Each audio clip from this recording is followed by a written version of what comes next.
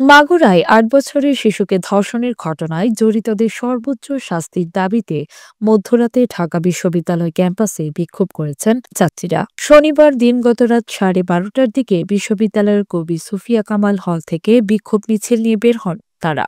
We want justice, দফা ১, দাবি ১, স্বরাষ্ট্র উপদেষ্টার পদত্যাগ সহ বিভিন্ন স্লোগান দেন শিক্ষার্থীরা। ক্যাম্পাসে মিছিল বের হলে পরে এতে অন্য হলগুলোর নারী শিক্ষার্থীরা যোগ দেন।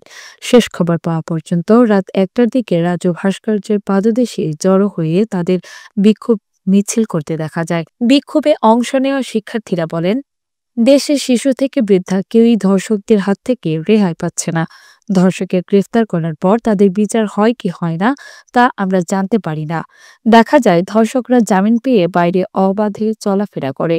ধর্ষকদের শাস্তি সংবিধানে লিপিবদ্ধ থাকলেও তা বাস্তবায়ন হতে দেখি না। এ অবস্থা থেকে উত্তরণে আইন সংশোধন সহ প্রয়োজনীয় পদক্ষেপ নিতে হবে। এর আগে সন্ধ্যা 7:30টায় বেগম রোকেয়া হলের সামনে থেকে শিক্ষার্থীরা মশাল মিছিল বের করেন। মিছিলটি রোকেয়া হলের সামনে থেকে ভিসি চত্বর প্রদক্ষিণ করে ফের রোকেয়া হলের সামনে এক সংক্ষিপ্ত সমাবেশে মিলিত হয়। তাজিম, নিউজ ডেস্ক, মোর নিউজ।